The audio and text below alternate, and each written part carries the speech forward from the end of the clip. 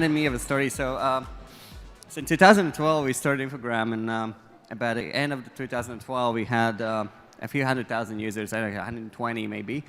And we sent out, I believe we totally ignored all these kind of like, who cares about the messages we send. We just like had like 100,000 or so email addresses.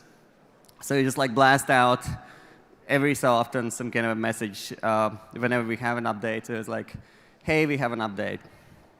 So you send it out, and email address we had as a reply address was hello@Infogram, and nobody really cared. So a week later, around midnight, I'm sitting in my laptop, and it's like, okay, so we sent out the update. Some people came to it, traffic is like going up. What do they do with that update? So I went to the email software, I think it was MailJet, I guess, by the time or something. So I went there and was like, I just wrote a plain text email. Hey, I'm the founder of Infogram. I sent you an email last week about an update. How you feel about it? And I press send button, 120,000 emails goes out.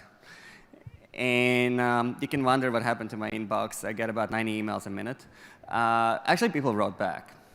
And they wrote back to us saying, hey, this is good, this is not good, this is something else. And I replied to every single one of them. I literally didn't sleep for about like 10 hours all night. I was just answering emails. Those people felt very connected. I got like a ton of responses saying, wow, I did not expect to hear back from you. And then it's like, wow, it's like, this is really cool. Infogram is actually talking to me. So don't be afraid to be personal when you do marketing. Don't be afraid to actually go out of your way, because apart from the founders, nobody else cares about your companies. Just do that. And the next speaker for us here, Shira Abel from the Bay Area. She's a wonderful person. She's a wonderful friend of mine. She's a really talented person. And she's going to talk about the PR. And she's going to talk about why do we need to communicate. Shira, thank you so much for being here. I also heard that you had some adventure in terms of food in Riga, and that since yesterday you also think that Latvian food is significantly better than your first impression. What happened?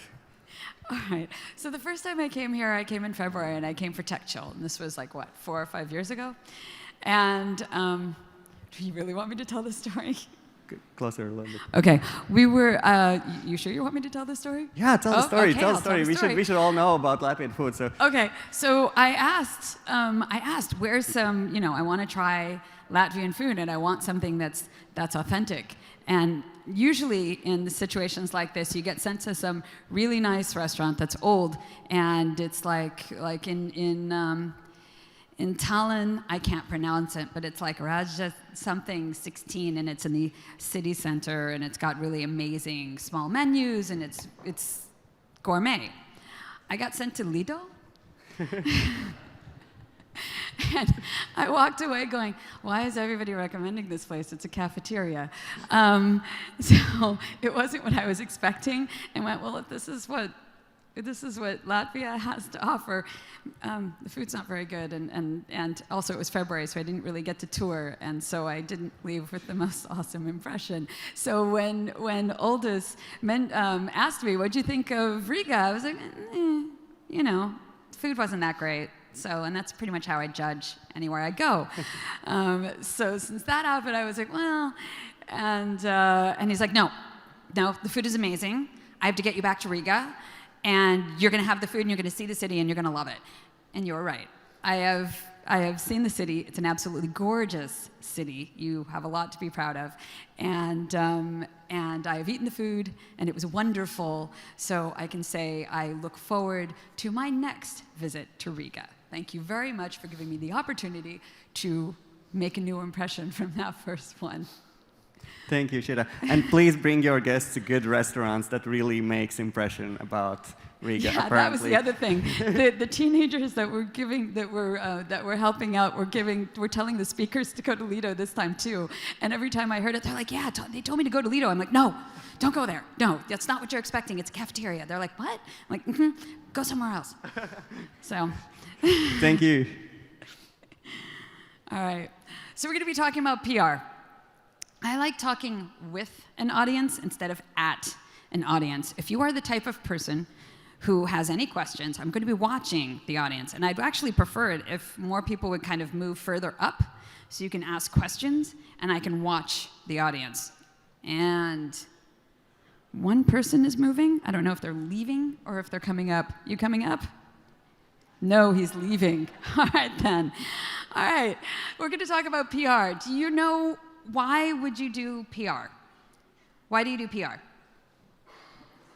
Publicity, yes, publicity, but publicity for what? What's the point of it? You have to have a goal. Tell the audience about yourself. Sales. All right, why else do you do PR?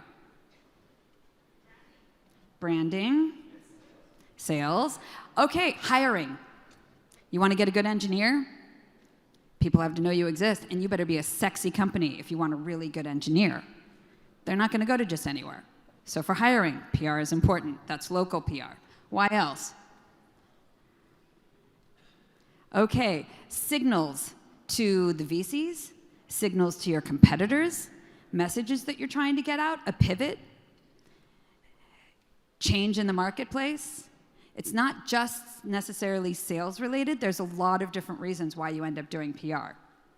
Now, people, does anybody here follow companies? 1, 2, 3, they're all the marketers in the room. How many of you follow people? Do you have any friends on social media at all? You're on Facebook, something, anything? Okay, so more of you follow people. People tend to follow people, and they follow companies less. And that's the reason why you want to build up thought leadership.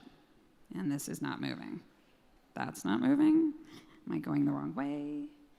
Am I just going to do the talk from my head? Why is this not working? Okay, now it is. That's me. I am the CEO and lead strategist of a PR and design agency. So yes, this is what we do. I'm the founder of the SaaS Insider podcast. So if you have a SaaS company and you'd like to be interviewed on the podcast and you are over a year old and actually have stories to tell, get in touch with me and I'll have you on the podcast. We've worked with several different companies. Okay, back to this. You're doing this? Because I'm not touching it. Yes, no? All right. One of the things that I do in my free time, every year I tend to give at least a week to volunteering to work with startups in developing regions to teach and mentor startups. Because if you can get a win in a developing region, you can literally change a country. And I think that's important. And I have a pedigree. I have an MBA from Kellogg. Okay. We've worked with several different companies. As you can see, most of them in the SaaS space, but not all. And keep going. Okay. Gap analysis. We're going to start with figuring out where you're at, and then figure out where you want to go to, and then how you get there. So tactics will come, but they'll be last. Gap analysis. What does Google think of you? What do people think of you? So if they're searching for you online, what shows up? Google. All right. So I did this for myself. And so this is what you're going to end up doing, all right? You go and look up, all right, on incognito. Don't do this on social search. You have to make sure that you've got nothing connected to you. Okay, so on incognito or on someone else's machine, you do a Google for yourself, and you see what comes up. And as you could see, there's enough. So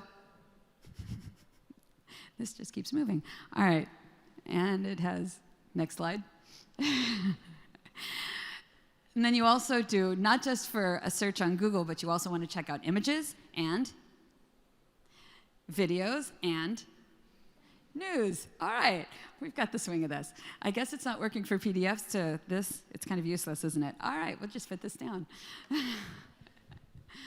So where are you in all of these different places? And is it representing you the way you want to be represented? Keep going.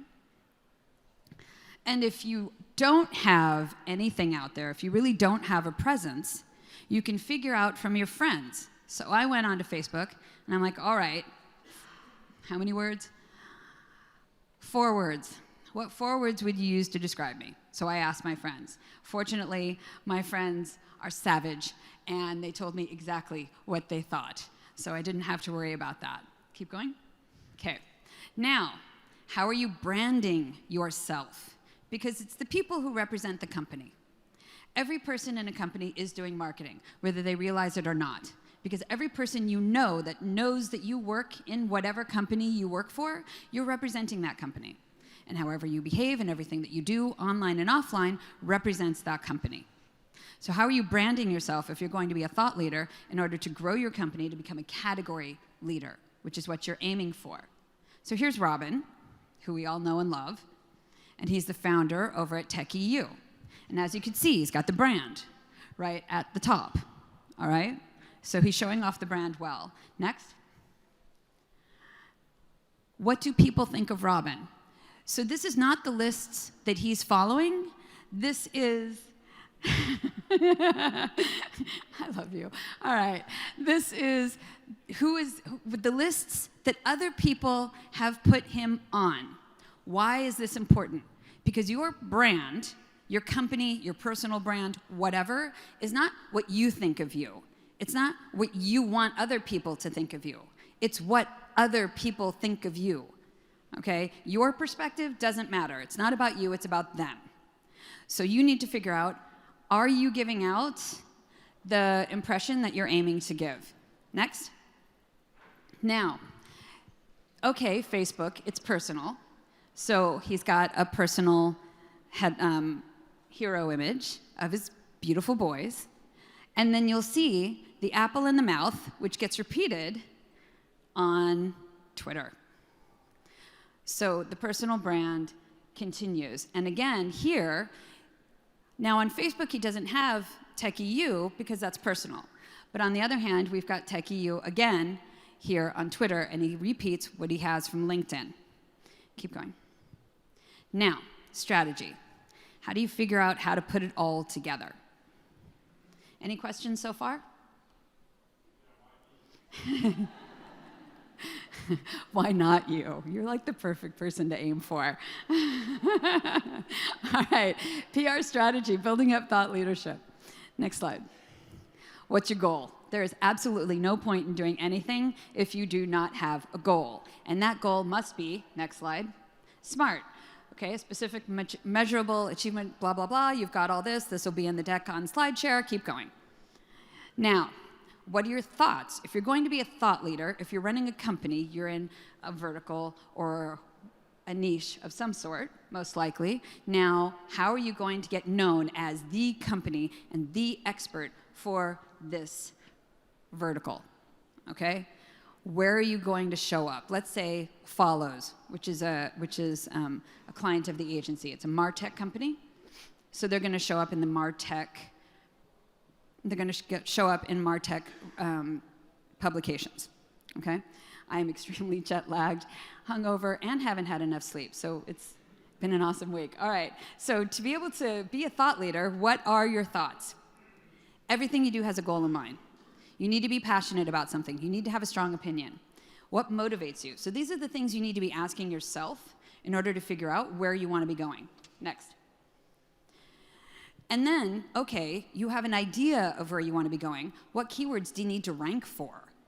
Because to get known for it, you know, where are you going? So Google Trends is great for this. You could check out keywords, long form, short, and be able to figure out, okay, which is the best one and gets the most traffic. You also can test it. Maybe it gets less traffic, but it's way more specific traffic that's perfect for your niche. So then you want to go after that. You don't have to take pictures. You'll get all of this on a Google slide. Or not slide, SlideShare. Okay, good. Next. And another thing that you can look at is who's ranking for what you're looking for on, say, Twitter. So fortunately, and it's probably because, of course, I follow it, but my agency is #1. when I looked up PR agency. Next. Now, this is the one thing I want to make sure that all of you walk away with after this talk. The best way to build yourself up is to build up others, okay? So these 4 guys are friends. It's Sean Ellis, Heaton Shaw, Stella Efti, and Andrew Chen. They all have their own companies, and they're all in collaborative space, okay? They're not competitive with each other. They're all known, so Stelly's known for sales, Hitton's known for marketing, and so is Sean. Sean was over at Dropbox in the very beginning of the day, and Andrew was over at Uber before everything hit the fan. These guys are famous for marketing and sales, and they tweet each other, share lists, do projects, have a podcast, whatever. They're always building each other up. They're not doing it alone. Figure out who you know, who maybe has more followers than you, maybe not yet, and you're gonna work to build each other up. Like actually what Sean on before me, what he was talking about if you both have 0, that's still 0. Well, these guys started out 0 together, but built each other up over the years. So if you're just starting out, it's okay. But if you're going after something bigger, it's always better to collaborate with somebody who's got more than you. Complementary skill sets. Find your friends, build each other up. Next. Again, thought leadership is about making individuals the face of your company. Be careful. I don't know if anybody here knows much about the US, but there was a whole debacle about Subway sandwiches.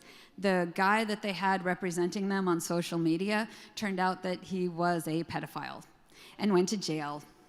And that put a big, huge black mark on Subway sandwiches. Now, he didn't work for Subway. He was just a guy who really liked Subway sandwiches, lost a lot of weight eating Subway sandwiches.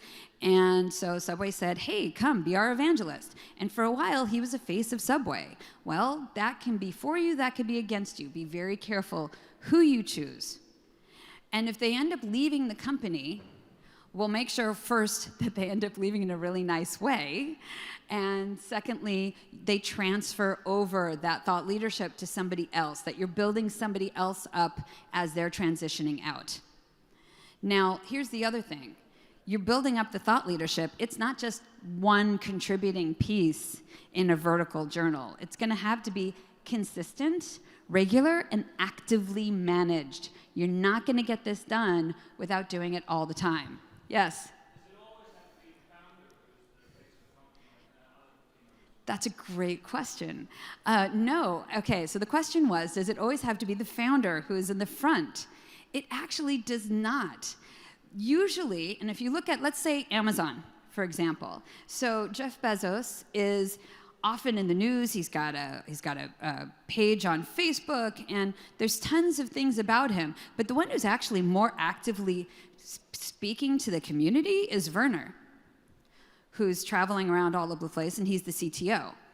So the CEO needs to focus on building the company. They don't have time. So either somebody's managing it for them, and this person is not a junior. They're gonna have to be able to speak like a senior and have the experience of it. It is not a junior that you're just taking straight out of college. You need to make sure that this person has years of experience in order to be the voice of the CEO, but they're managing it for them. But the one who actually goes and travels around needs to be somebody who has the time. So it's usually either a CTO or a CMO, but somebody in the C-suite. Okay, so it's definitely an exec. Next one. Your brand is a promise made and kept. Do you understand what this means? Yes, no, I'm not seeing any nods. Yes, okay, thank you. It means don't just say, oh, I love it when I see LinkedIn that says guru. Really? Okay, pass.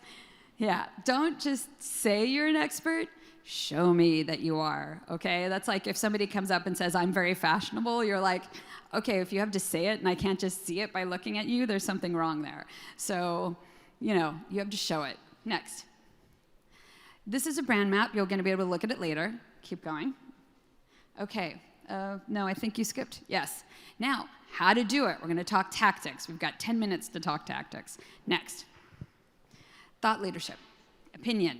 Do you have one? I've said this before. I'll say it again.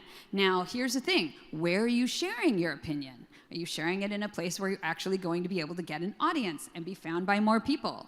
Okay? And then, is it actually getting a reaction? When I didn't post. When my contributing piece in Marketing Profs was posted, my website traffic went up. The post was the first day that it was on Marketing Profs, I think ranked as #1. Then for the rest of the week, it ranked as #2 for the posts on the site. And our traffic skyrocketed. My LinkedIn skyrocketed. I could see the results everywhere. We got an opportunity from it. We've gotten a lot of awareness from it. So being a Marketing Profs was great for my agency. I could see it, okay? And I saw the results immediately. Now, if you're not getting results like that and you're putting in contributing pieces or you're getting mentions or you're putting information out there and it's not getting anything, the question is, are you putting it in the right place? Are you saying it the right way? Do you have a product that anybody cares about? In the end, are you boring? And if you are, you need to fix that. If you don't have anything interesting to say, nobody will follow you. If you are not controversial in some way, nobody will listen. If you're not talking about a subject that people care about, crickets. Next. You need to be clear on your opinions, consistent in your message, and constancy means same message to the entire audience. You don't just say one thing here and something else over there. Next. And we can keep going. Building your presence online. Go. Okay. There's a million different ways to build up your presence online. You can write, obviously. I have a podcast. You could do a vlog. Video is amazing. If you decide to do video, okay, things you need to know, your file name needs to have all of the keywords that you're looking for to rank. File name is critical. File name should also be the same as the title. It can be long, but you want all of the keywords inside the file name. Publish on all of your social channels.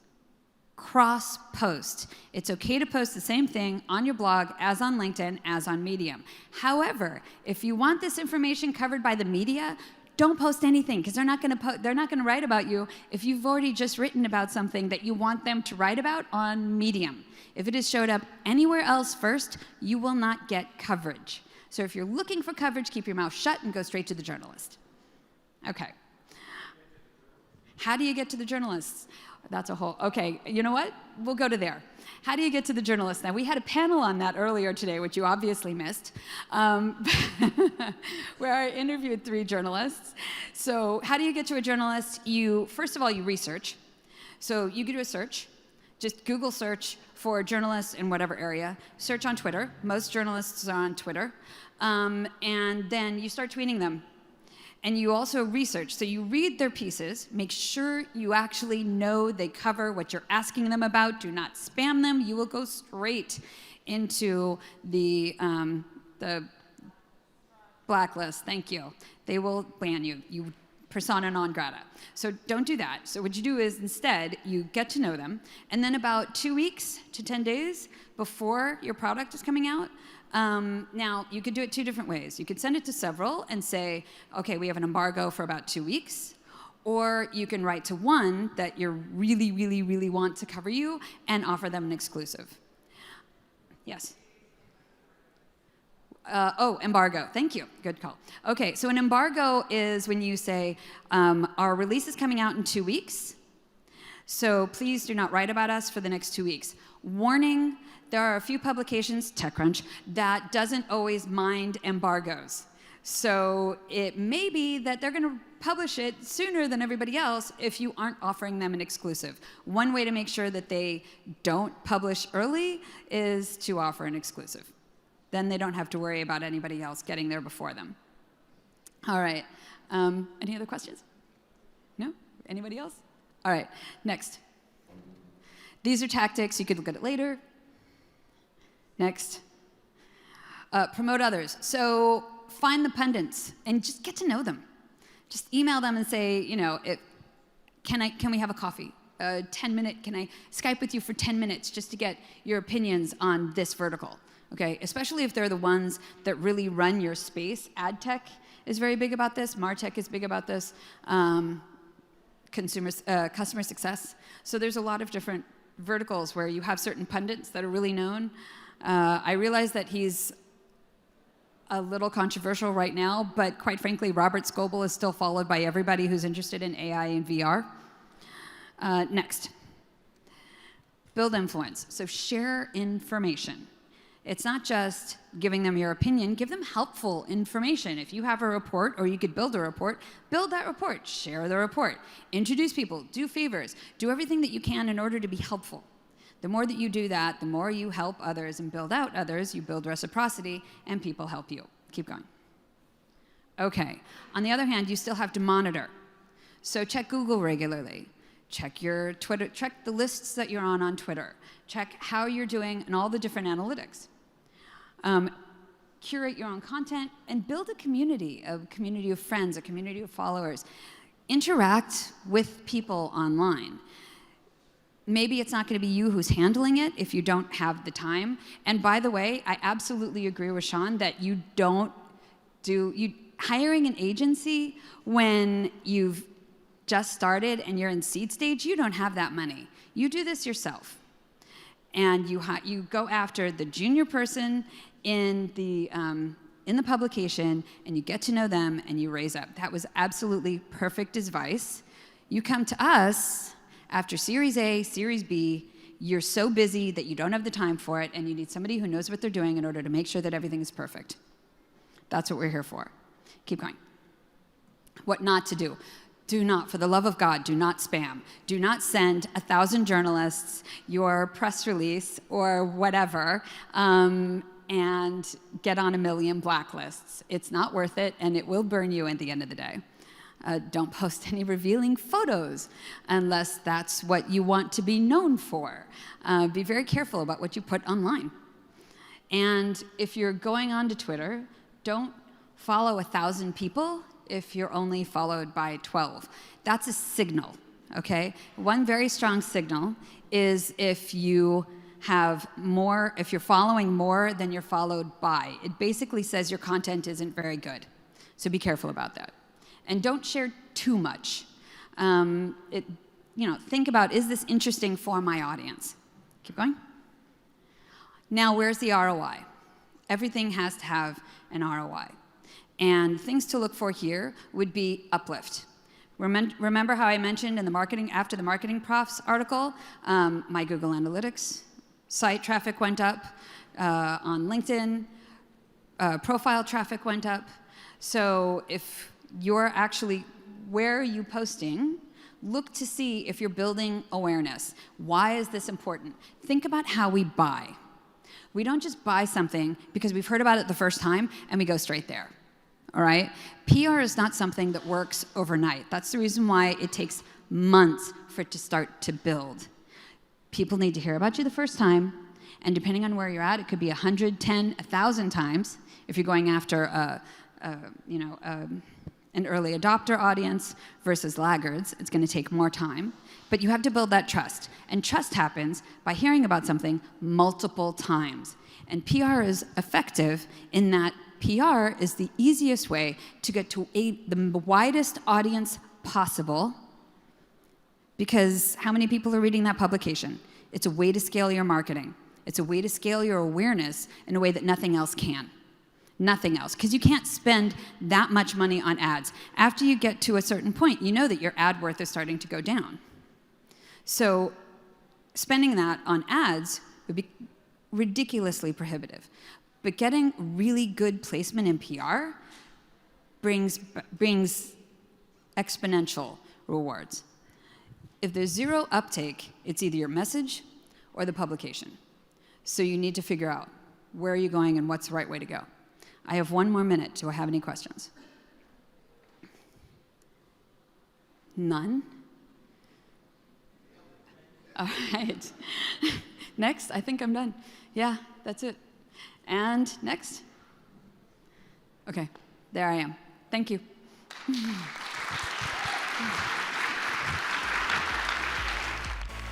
Thank you, Shira.